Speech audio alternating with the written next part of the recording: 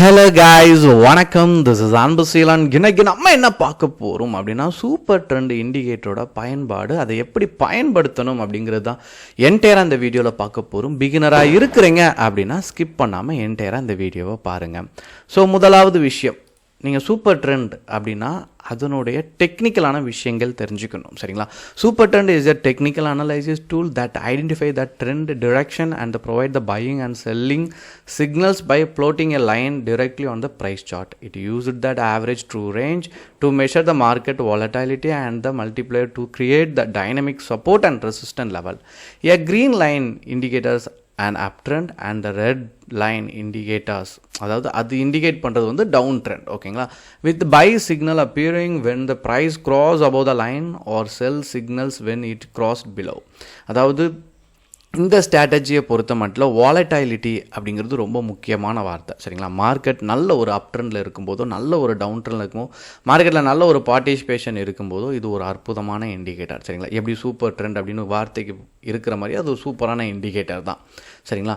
இதில் எங்கே பை எடுக்கணும், எங்கே செல் எடுக்கணும், இதில் நம்ம லைன் கூட சேஞ்ச் பண்ணிக்கலாம். உள்ளே நான் உங்களுக்கு அதனுடைய செட்டிங்ஸை ஷோ பண்ணுறேன்.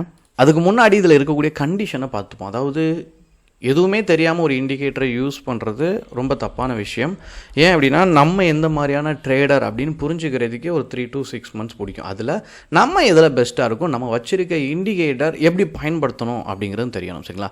இந்த பெஸ்ட் இண்டிகேட்டர் இதை பொறுத்த மட்டும் சரிங்களா, super trend indicator work the best market that are clearly trending and may generate the false signal in side way. நல்லா புரிஞ்சுக்கணும். அதாவது நல்ல ட்ரெண்டிங்காக இருக்கும்போது இந்த இண்டிகேட்டர் வந்து ஒரு பெஸ்ட்டான இண்டிகேட்டர்.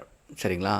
ஆனால் சைடு வேவோ மார்க்கெட் ஜப்பியாக இருக்கும்போதோ நீங்கள் யோசித்து பார்த்தீங்கன்னா இது ஃபால்ஸ் சிக்னல் கொடுக்கறதுக்கான சான்சஸ் அதிகமாக இருக்குது. அதே மாதிரி யூஸ் வித் அதர் இண்டிகேட்டர்ஸ். அதாவது எப்போதுமே வந்துட்டு ஒரு இண்டிகேட்டர், நீங்கள் நிறைய பேரோட சார்ட்டை பார்த்தீங்கன்னா தெரியும், ஒரு இண்டிகேட்டர் மட்டும் பயன்படுத்துவாங்க, 2-3 இண்டிகேட்டரை மல்டிப்ளேயராக யூஸ் பண்ணுவாங்க. சரிங்களா? அதே போல் இந்த இண்டிகேட்டரை நீங்கள் பயன்படுத்தும் போது சரிங்களா, இன்னொரு இண்டிகேட்டரையும் தெளிவாக படி வச்சுட்டு அதை வச்சு இந்த டூலை பயன்படுத்தும் போது கொஞ்சம் நல்லாயிருக்கும். சரிங்களா?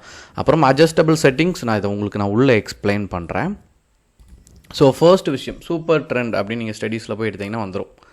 இதில் சிம்பிளாக நீங்கள் பிகினிங் லெவலில் இருக்கிறீங்க, நான் இப்போ தான் இதை பற்றியே இதை பற்றி ஒரு பெரிய புரிதலே இல்லை அப்படின்னா சிம்பிளாக லாஜிக் எடுத்துங்க. இந்த லைன் நீங்கள் என்ன டைம் ஃப்ரேம் போடுறீங்களோ, க்ரீன் லைன் கீழே இருந்தால் பை சைட் போங்க, ரெட் லைன் மேலே இருந்துச்சு அப்படின்னா செல் சைட் போங்க.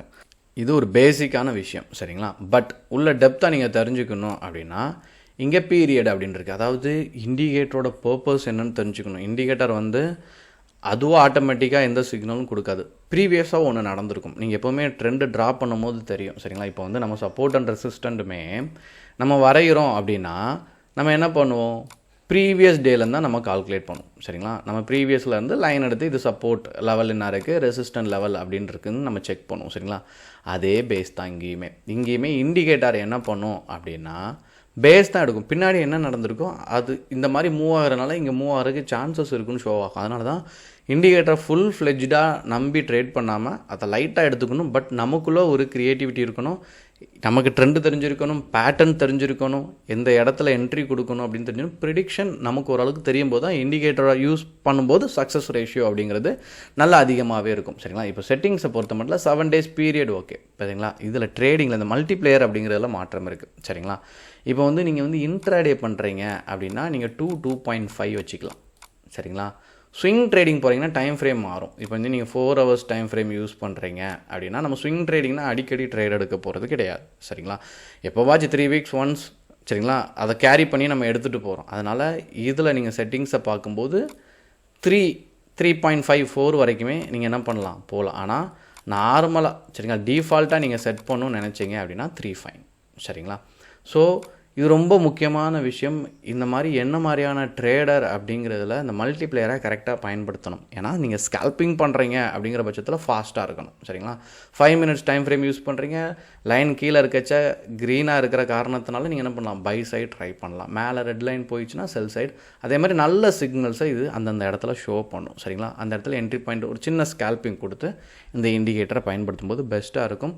ஸோ பேஸ்ட் அப்பான் மல்டிபிள் இண்டிகேட்டரோட இதை பயன்படுத்துங்க, பெஸ்ட்டாக இருக்கும். சரிங்களா? எதுவும் டவுட் இருந்தாலும் கண்டிப்பாக கமெண்ட் பாக்ஸில் அந்த டவுட்டை தெரிவிக்க மறந்துடாதீங்க. Okay guys, thank you so much for வாட்சிங் this video. Tata, bye bye, see you.